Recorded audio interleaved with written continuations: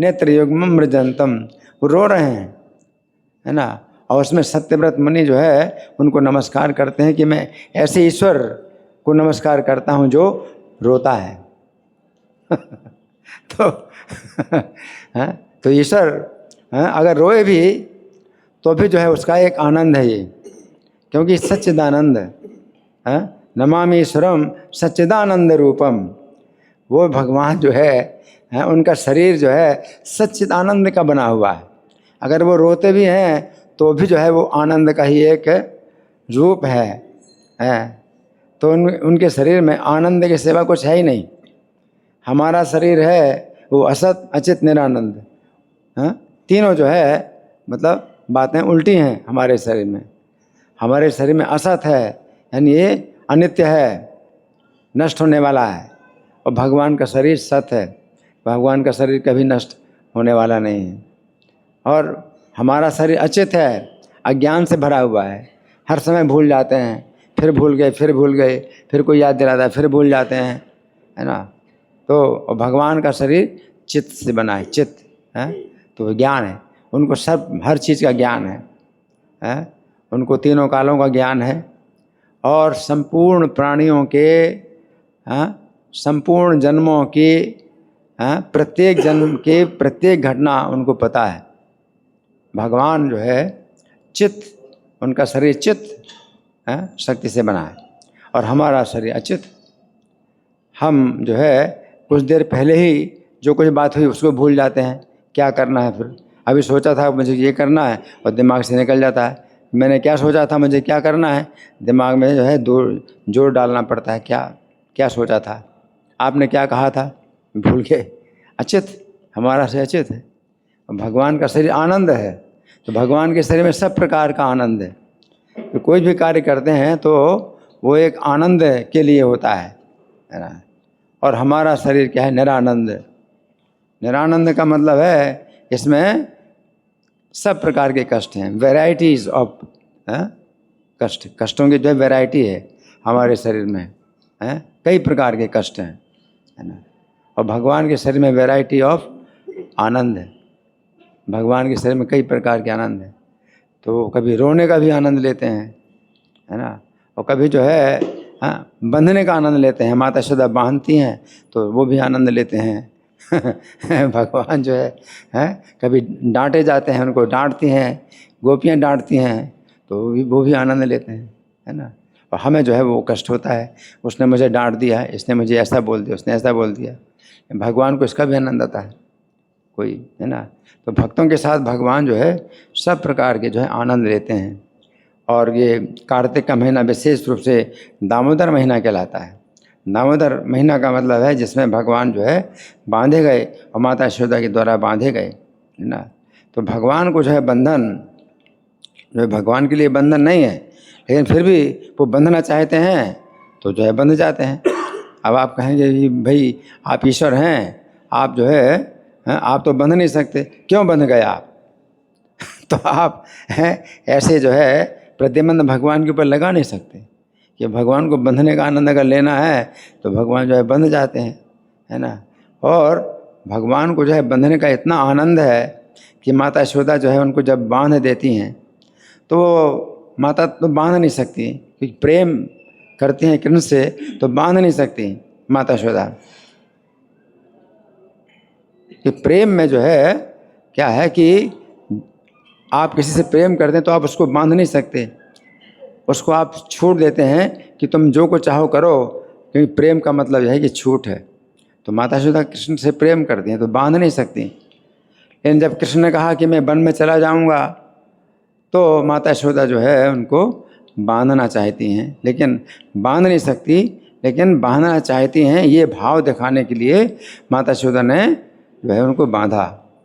तो उनके जो है सिर से गिरी हुई जो रेशम की डोरी थी तो उससे बांधा। वो तो बहुत ही कमज़ोर डोरी होती माता यशोदा के, और उससे जो है वो नहीं बंधी, 2 अंगुल कम रही डोरी, तो दूसरी डोरी अपनी जो है चोटी से निकाली, उसमें गांठ बांधी तो 2 अंगुल कम रही। फिर किसी प्रकार भगवान जब बंध गए तो अब वो जो है छूटना नहीं चाहते, पहले तो बंधना नहीं चाहते थे, तो कितना भी बांधे माता यशोदा नहीं बंध रहे, और जब बंधना चाहते थे तो बंध गए, अब छूटना नहीं चाहते। तो माता यशोदा की कमज़ोर जो है वो जो डोरी थी उससे भगवान बंध गए, और अब वो छूटना नहीं चाहते। तो माता यशोदा ने पेट में बांधा था, हाथ थोड़ी बांधे थे, पैर थोड़ी बांधे थे, तो खोल लेते। और पेट में अगर बांधा और बिल्कुल हल्का बांधा कि वो चुभे नहीं, तो पेट से तो वैसे भी उतार सकते हैं नीचे।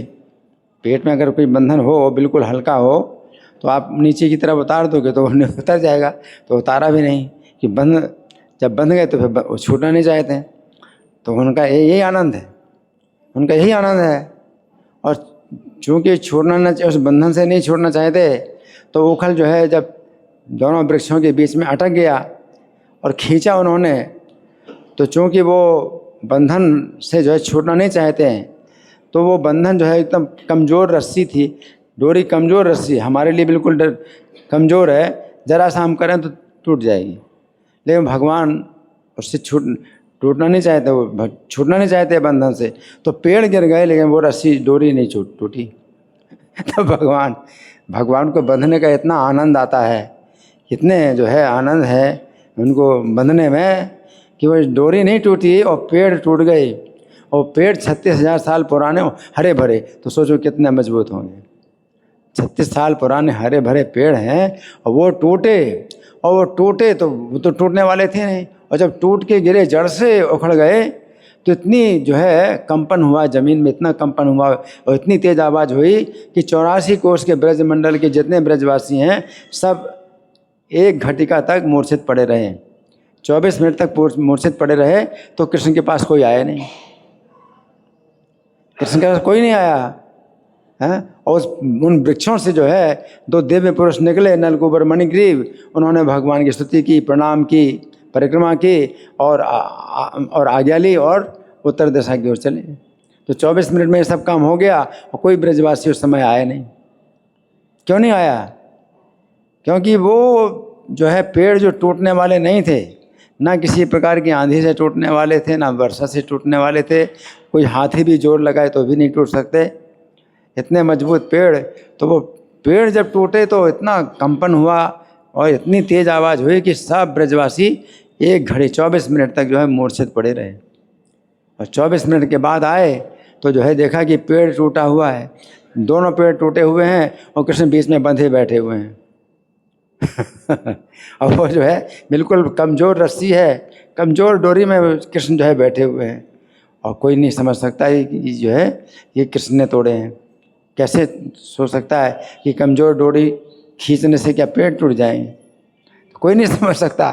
ये भगवान जो है बंधने का आनंद लेना चाहते हैं कि माता ने मुझे बांधा है ना, तो मैं छूट नहीं सकता, तो अपने उनके पास शक्ति नहीं है बंधन से छूटने की। तो भगवान भक्ति में इतने कमज़ोर हैं, भक्ति के सामने इतने कमज़ोर हैं। दामोदरम भक्तिबद्धम, तो रोने का भी आनंद लेते हैं, बंधने का भी आनंद लेते हैं। माता यशोदा ने बांधा था उनको, भक्ति से बांधा था। भक्ति का बंधन क्या है कि माता यशोदा बांध नहीं सकती उनको, लेकिन वो जो है बांधना चाहती हैं कि तू अगर चला जाएगा तो मैं जीवित नहीं रहूँगी। ये भाव था माता का कि कमज़ोर डोरी से बांधा, कि वो बंधन नहीं है लेकिन बांधने का भाव है कि मैं बांधना चाहती हूँ तुझे बांध नहीं सकती मैं, तू चला जाएगा तो मैं जीवित नहीं रहूँगी।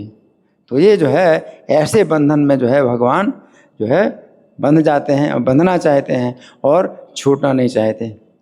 इस प्रकार से जो है यहाँ कार्तिक के महीने में ये जो श्लोक लिया गया, तो इसमें था तो शब्द भगवान देवकी पुत्रो, कि भगवान देवकी पुत्र। तो देवकी पुत्र तो कथा अलग है और श्लोक का अनुवाद बिल्कुल अलग है, लेकिन प्रभुपाद ने एक ही शब्द लिए, इसमें एक शब्द लिया, इसमें बहुत लंबा प्रभुपाद ने प्रवचन दिया कि भगवान को देवकी पुत्र कहा जाता है।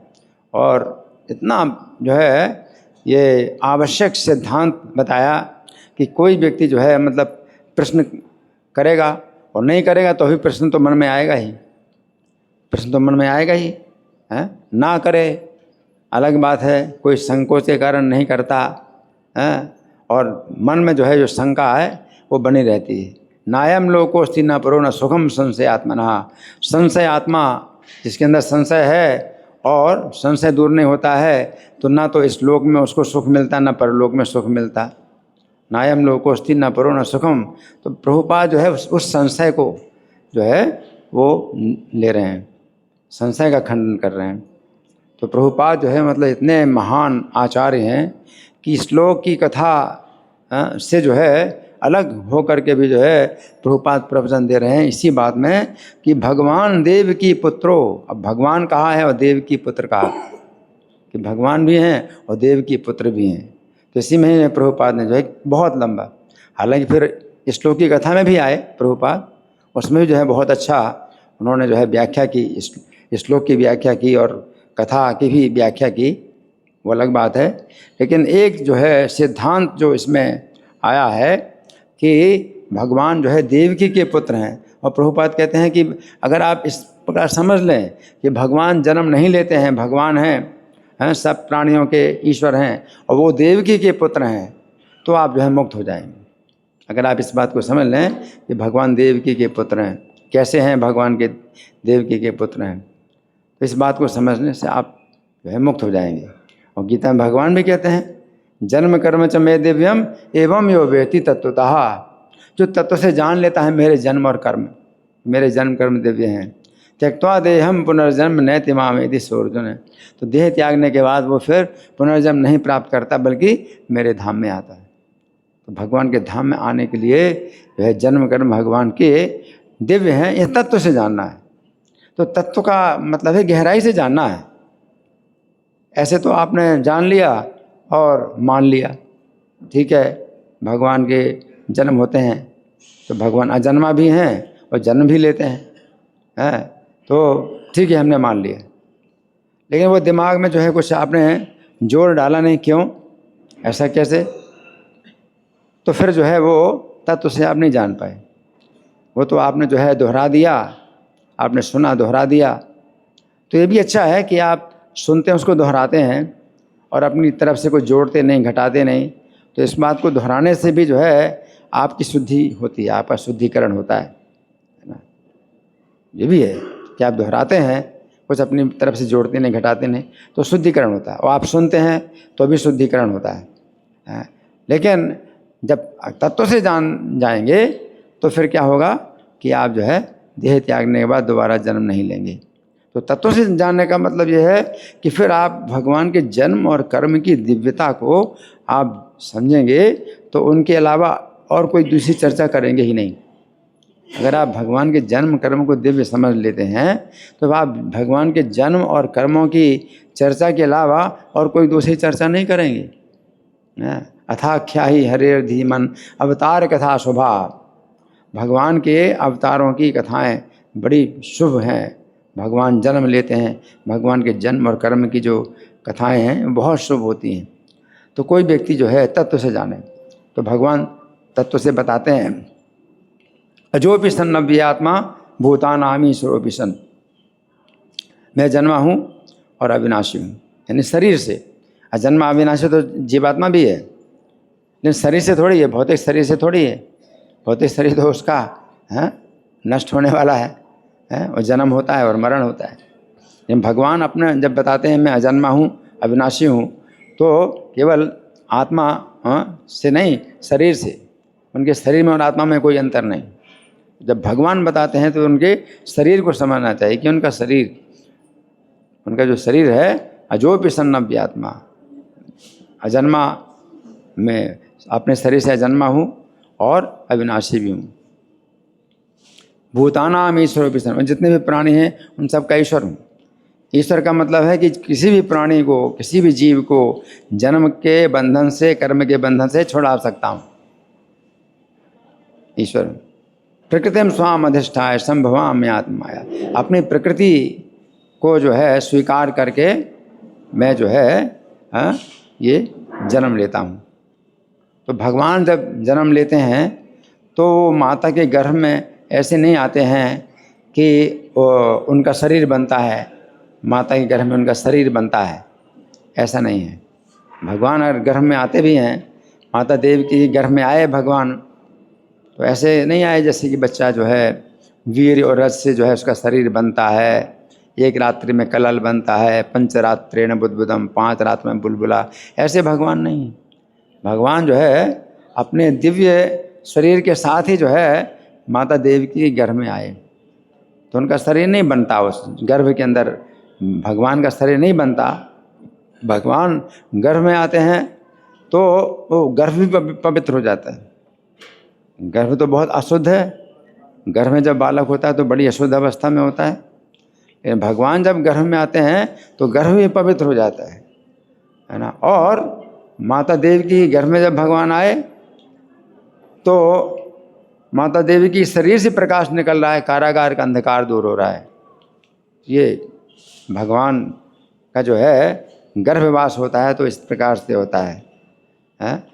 तो हाँ, फिर भगवान जो है जन्म लेते हैं, तो जन्म लेते हैं तो उसमें भी जन्म लिया, तो कैसे जन्म लिया है? तमद्भुतम बालकम मम्मुजे क्षणम, अद्भुत बालक के रूप में जन्म लिया है। प्रसन्न वक्त्रम, प्रसन्न मुख, भगवान ने जन्म लिया तो प्रसन्न वक्त्रम, प्रसन्न मुख है उनका। चतुर्भुजम, 4 भुजाएं बालक की, शंख गदा भी आता है, शंख धारण किए, गदा धारण किए, चक्र धारण किए, और बालक है, छोटा सा बालक है, और गर्भ से, माता के गर्भ से भी जन्म लिया। सामान्य बच्चे की तरह भगवान जन्म भी ले रहे हैं, लेकिन तो अभी सामान्य बच्चे की तरह नहीं है, वो बालक के गर्भ, माता के गर्भ से जो है जब बच्चा निकलता है तो उसमें खून भी होता है, सना हुआ होता है खून से, और वह रज से सना हुआ होता है, अशुद्ध अवस्था में होता है। लेकिन वैसा कुछ नहीं, भगवान ने जन्म लिया उसी प्रकार से जन्म लिया किसी सामान्य बालक की तरह, लेकिन ऐसा कुछ खून उससे नहीं सने हुए हैं, बल्कि वस्त्र धारण किए और आभूषण धारण किए, मुकुट धारण किए, कमर में करधनी धारण किए, और छोटे छोटे 4 भुजाएं हैं, छोटा सा बालक, तो छोटे छोटे शंख चक्र गदा पद्म भी बहुत छोटे आकार के भगवान में, बहुत छोटे हैं, बिल्कुल छोटा सा बालक है। चित्र तो दिखाते हैं कि भाई चतुर्भुज रूप में भगवान बड़े हैं, चित्र दिखा रहे, चित्रकार को पता नहीं है कि वर्णन क्या है भागवतों में। वो बालक छोटा सा है, अद्भुत बालक है, 4 भुजाओं का बालक है, प्रसन्न मुख है उसका और बोल रहा है, लेकिन बालक है बिल्कुल उतनी छोटा जितना छोटा बच्चा पैदा होता है, 4 भुजाओं का बालक है। तो ये जो है भगवान ऐसे जन्म कर्म दिव्य है भगवान है। और जो सामान्य बच्चा पैदा होता है तो रोता हुआ पैदा होता है, कि बालक रो नहीं रहा है, वो तो हंस रहा है, हंस रहे हैं। तो भगवान जब जन्म लेते हैं तो जो है कष्ट भोगने के लिए जन्म नहीं लेते, बल्कि सुख भोगने के लिए जन्म लेते हैं। उनका शरीर आनंदमय है और अपने भक्तों को भी आनंद देते हैं। तो भगवान के जन्म कर्म जो है ये कैसे होते हैं? ये आनंद देने के लिए, भक्तों को आनंद देने के लिए भगवान ने जन्म लिया।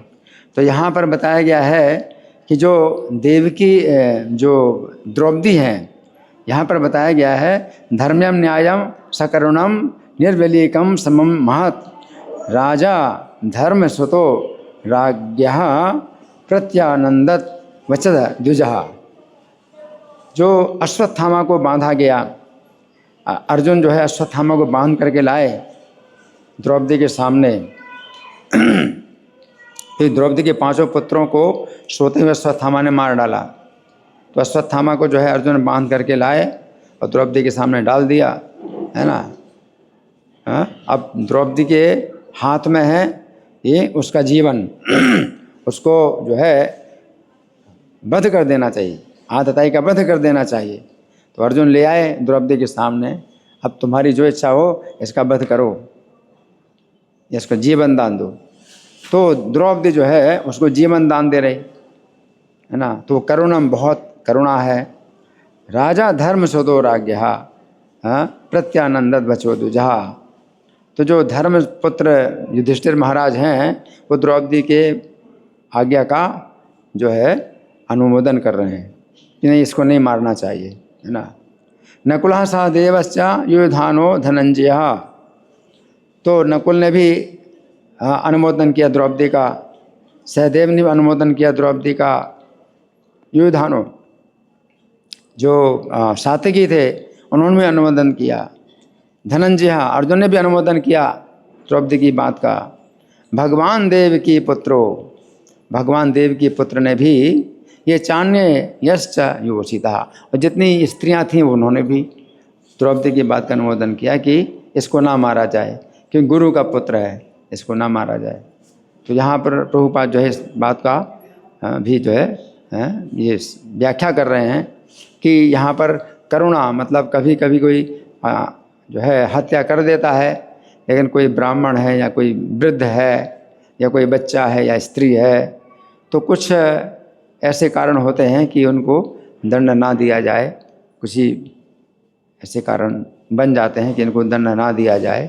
तो इस प्रकार से प्रभुपाद यहाँ समझा रहे हैं। लेकिन विशेष बात यहाँ पर जो है कि भगवान देव की पुत्रो, कि भगवान देवकी के पुत्र, तो भगवान देवकी के पुत्र हैं, तो देवकी और वसुदेव ये भगवान की स्तुति करते हैं। अब भगवान अगर देवकी के पुत्र हैं, है ना, तो अगर कोई व्यक्ति प्रश्न करे कि भगवान तो देवकी के पुत्र हैं, तो फिर ये अजन्मा कैसे हुए, अजन्मा कैसे हुए? तो उन्होंने जन्म लिया, देवकी के घर से जन्म लिया। तो आप सुनो, देवकी और वसुदेव दोनों स्तुति करते हैं भगवान की कि भगवान ने जन्मा है। जिस देवकी माता ने भगवान को जन्म दिया वो स्वयं जो है भगवान को अजन्मा बोल रही हैं। वसुदेव जी भगवान को अजन्मा बोल रहे हैं। स्तुति देखो, देव की वसुदेव की स्तुति देखो। अब आप कहते हैं कि अगर वो जो है देवकी के गर्भ से पैदा हुए तो वो अजन्मा कैसे हो सकते हैं? अरे जिनके गर्भ से पैदा हुए, जिन माता पिता ने जन्म दिया, वो उनको अजन्मा बोल रहे हैं। तो आप कौन होते हैं कि आप कहें नहीं वो जन्म नहीं है, वो तो जन्म लिया उन्होंने। तो भगवान के जो जन्म कर्म है इस प्रकार के जो है दिव्य हैं कि जो कोई व्यक्ति तत्व से जानता है कि भगवान, हम लोग जन्म लेते हैं तो जन्म के बंधन से बंधे होकर के जन्म लेते हैं। हमारे लिए जो है ये निर्णय हमारे हाथ में नहीं होता कि हम कहाँ जन्म लें। हमें जन्म बलपूर्वक दिया जाता है, कुत्ते के रूप में जन्म दिया जाता है, या मछली के रूप में, या तिल चट्टा है कि और कीड़े हैं, किसी भी रूप में जन्म दिया जाता है, किसी के शरीर में जन्म दिया जाता है, वृक्ष के शरीर में जन्म दिया जाता है। तो हमारा इसमें कोई निर्णय नहीं होता है। प्रकृति के जो है कठोर नियम है जिनसे बंधे हुए, हम जन्म से बंधे हैं। हमें जन्म का बंधन है और कर्म का बंधन है। हमारे जो कर्म है ना, उनसे हम बंध जाते हैं, हम नहीं छोड़ सकते। हमने जो कर्म किया है उसमें हम अपनी सफाई नहीं दे सकते कि मैंने ये कर्म किया, नहीं ये गलत नहीं है, वो सही है। कोई सफाई नहीं है। यमराज के सामने खड़ा किया जाता है पापी को, तो उससे नहीं पूछा जाता तुमने ये पाप किया, क्यों किया पाप, और वो जो है सफाई दे। उसको कोई वकील, सरकारी वकील दिया जाए उसके पक्ष में बोलने वाला नहीं, उसको जो है चित्रगुप्त जो है उसका पढ़ के सुनाते, उसी को उसका कर्म जो है चित्रगुप्त पढ़ के सुनाते हैं। इसने कोई भी शुभ कर्म नहीं किया, इसको नरक में डालना चाहिए। इसको जो है वृक्ष 10 बार वृक्ष का जन्म मिले और इसको 5 बार जो है कौवे का जन्म मिले और 16 बार सर्प का जन्म मिले।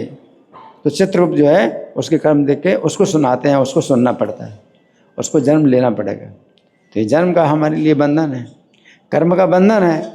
हम कितना भी अच्छा कर्म करें कि वही अच्छा कर्म है तो अच्छा कर्म किया, लेकिन अगर उच्च अधिकारियों के अनुसार वो गलत कर्म है तो हमको दंड भोगना पड़ेगा। कर्म का बंधन, जन्म का बंधन। और भगवान के जन्म और कर्म क्या है? दिव्य हैं। भगवान के लिए जन्म का कोई बंधन नहीं है। उनकी इच्छा है कि किसके घर में वो जन्म लेंगे। जिसके घर में वो जन्म लेना चाहते हैं तो वो खुद चुनाव करते हैं भगवान, है ना। और जन्म के पहले भी उनके कर्म भी निश्चित हो जाते हैं कि वो क्या क्या कर्म करेंगे, है ना।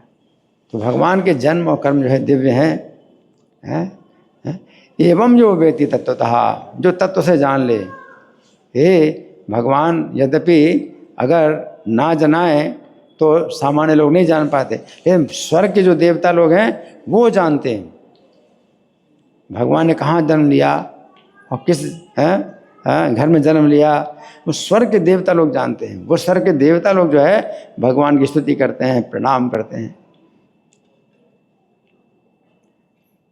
और जो भक्त लोग होते हैं, पृथ्वी में जो भक्त हैं, जिन्होंने भक्ति की है और फिर उनकी कुछ भौतिक इच्छाएं होती हैं, भोगने की इच्छा होती है, तो स्वर्ग में भी वो जाते हैं। तो वो जो है स्वर्ग में भी जो है उनकी भक्ति बनी रहती है, और स्वर्ग में जो है वो भोगों को भोगते भी हैं और साथ साथ भक्ति भी करते हैं। और स्वर्ग में ऐसे देवता लोग जो है पृथ्वी के बारे में उनको जो है सूचना मिल जाती है कि भगवान का कहाँ अवतार हो रहा है और कब अवतार हो रहा है, और पहले से ही तैयारी करते हैं कि भगवान का अवतार होने वाला है, हमें पहले से जाना है। तो वे देवता लोग जो है वो भोगों में जो है वो भगवान को नहीं भूलते, भगवान को नहीं भूलते। तो स्वर्ग के भोगों में रहते हुए भी वो पृथ्वी के उस स्थान में जाते हैं। और सामान्य लोग जो है चाहे उनको भगवान ना माने, और वो जो है सामान्य लोग जो है नहीं जान पाते, है ना। लेकिन जो भक्त हैं तो वो नहीं जान पाते हैं, तो भगवान की योग माया उनके ज्ञान को ढकती है, तो भगवान के और निकट आते हैं। और जो अभक्त होते हैं तो भगवान को नहीं जान पाते, तो महामाया उनके ज्ञान को ढकती है, तो भगवान से और दूर जाते हैं। लेकिन जो देव योनि में है तो उनके पास वो दिव्य दृष्टि उनके पास रहती है, तो भोगों के बीच में रहते हुए भी उनकी दिव्य दृष्टि होती है, तो दिव्य दृष्टि से वो भगवान के अवतार को जो है वो तत्व से जानते हैं। तो ये जो है मतलब सुविधा है स्वर्ग में, जो है ये सुविधा है। जो भक्त जो है जैसे नलकुबर मणिग्रीव, तो उनको जो है स्वर्ग गए वो, लेकिन भगवान से प्रार्थना करके गए कि हमारी वाणी आपका गुणों का ही गान करे, और हमारे नेत्र हैं वो आपके भक्तों का दर्शन करें। वाणी गुणानु कथने श्रवणों कथायाम, हमारे कान आपके गुणों को सुने। तो स्वर्ग में जाकर के भी वो भगवान के गुणों को सुनते हैं और मुख से भगवान का गुणगान करते हैं। तो स्वर्ग में भी अगर भगवान की कृपा होती है तो स्वर्ग में भी जो है वे लोग अपने पुण्यों को छेड़ नहीं करते हैं, बल्कि भगवान का गुणगान करते हैं। और शुद्धिकरण इतना होता है कि फिर भगवान के धाम में जाते हैं, नीचे नहीं आते। छीणे पुण्य मरते लोकम विशंति, उनका ऐसा नहीं होता है। जो कर्मकांडी लोग होते हैं वो यज्ञ करके जो है अपने पापों से शुद्ध हो जाते हैं और स्वर्ग जाते हैं, लेकिन वहाँ पर छीणे पुण्य छीण करते हैं और वापस आते हैं पृथ्वी में। लेकिन जो भगवान के भक्त होते हैं तो उनके भोगों की इच्छा तो होती है, लेकिन साथ साथ वो भक्ति में भी जो है लगे रहना चाहते हैं। तो वो जो है भगवान की कृपा से भोगों में भी वो जो है वो भगवान की भक्ति कर पाते हैं। और भगवान के अवतार जहाँ होंगे जरूर आएंगे, भगवान के लीलाओं को वो देखेंगे, और सामान्य लोग उनको देखें या ना देखें उनकी इच्छा होती है।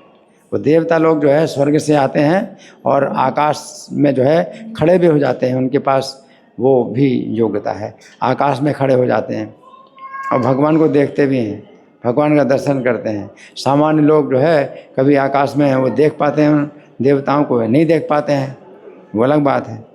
लेकिन वो जो देवता लोग हैं वो भगवान को पहचानते हैं कि ये भगवान है, ये साक्षात भगवान है, ये मनुष्य लीला कर रहे हैं लेकिन साक्षात भगवान है ना।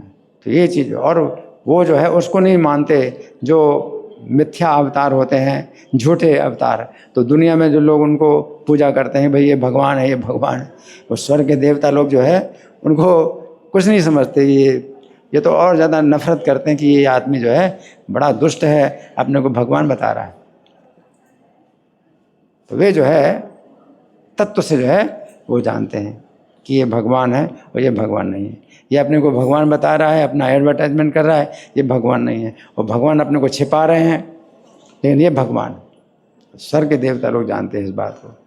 तो आज का जो श्लोक है इसमें भगवान देवकी पुत्रो, देवकी के पुत्र हैं भगवान और अजन्मा भी हैं, दोनों बातों को एक साथ जानना है। धन्यवाद। ग्रंथराज श्रीमद्भागवतम की जय। श्रील प्रभु।